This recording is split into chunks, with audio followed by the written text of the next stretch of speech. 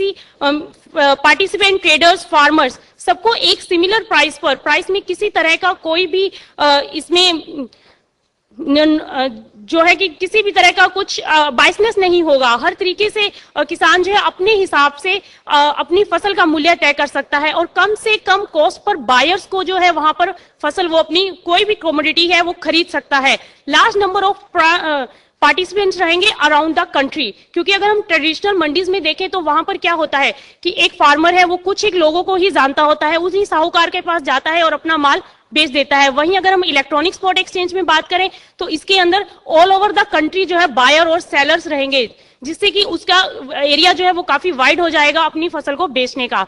वहीं अगर हम बात करें इसमें लिक्विडिटी ज्यादा रहेगी मार्केट में, क्योंकि अगर मार्केट में लिक्विडिटी नहीं होगी तो मार्केट में कारोबार नहीं होगा।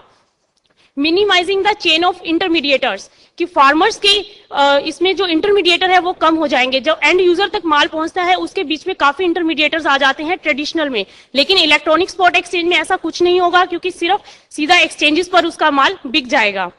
Eliminating the dependency of farmer on middleman, evolving a transparent and efficient system provide किया जाएगा। और नेक्स्ट एंड लास्ट इसका रहेगा कि saving the time.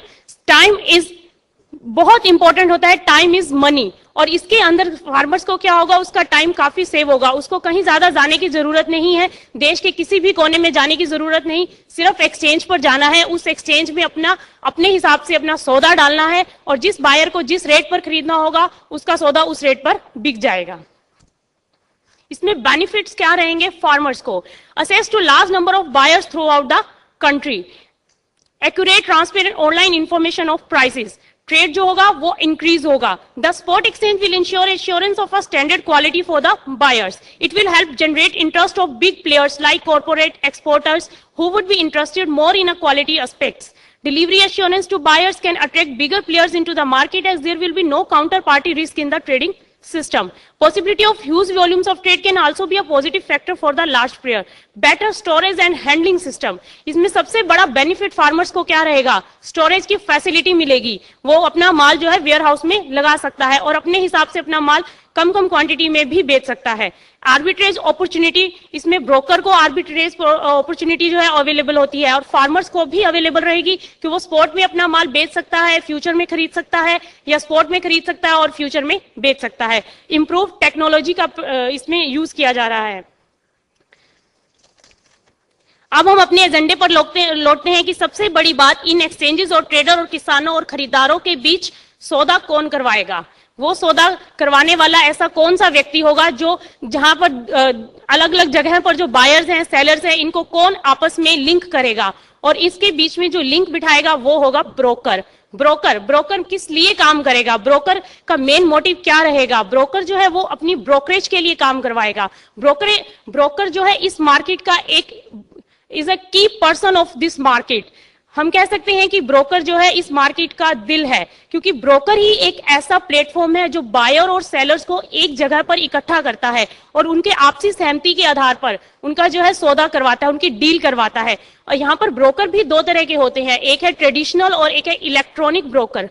Traditional broker जैसा कि हम कह सकते हैं कि साहूकार, पहले साहूकार होते थे, वो उस हिसाब से अपना सौदा करवाते थे, लेकिन आजकल है इलेक्ट्रॉनिक ब्रोकर, जिसमें हम ये स्पॉट एक्सचेंजेस लेते हैं, नेशनल एनसीडीएक्स स्पॉट एक्सचेंजेस, ये वाली एक्सचेंजेस जो है इसके अंदर आ जाती हैं। ये एक्सचेंजेस के अंदर जो है क्या फार्मर्स जो है बड़ी इजीली अपना सौदा कर सकता है। इसके बीच में उसको कहीं भी किसी साहूकार के पास जाने की जरूरत नहीं, अपनी फसल का सही दाम जो है वो किसी भी एक्सचेंज में जाकर, इन दोनों एक्सचेंजेस में किसी भी एक्सचेंज पर अपना माल जो है वो बेच सकता है। ब्रोकर का प्रोस्पेक्टिव क्या रहेगा? जिसमें सेलर और बायर्स दोनों ही किसके पास आना चाहेंगे? सबसे पहले दोनों आएंगे ब्रोकर के पास। ब्रोकर वो जो सौदा होगा वो इलेक्ट्रॉनिक स्पॉट एक्सचेंज में सौदा होगा। उसके बाद ट्रेडिंग के लिए दोनों बिड या आस्क डाल देंगे। बेचने वाला अपने हिसाब से अपना मूल्य डालेगा और खरीदने वाले को जिस रेट पर खरीदना है वो मूल्य डाल देगा। अगर दोनों की बिड मैच हो जाती है तो उनका सौदा जो है वो क्लियर हो जाएगा। इस तरह से सेटलमेंट हो जाएगी और डिलीवरी जो है मिल जाएगी। बेनिफिट्स टू ब्रोकर, इसमें ब्रोकर को क्या बेनिफिट्स रहेंगे? एक तो उसको ब्रोकरेज चार्ज होगी, दूसरा वो हेजिंग कर सकता है, स्पॉट में खरीद सकता है, फ्यूचर में बेच सकता है। डिलीवरी बेस्ड काम होगा और फुल पेमेंट होगी। There is no any risk to the brokers. Thanks for your precious time. At last, I would like to thanks to AgriWatch who gave me a great opportunity to explore my views in front all of you. Thank you.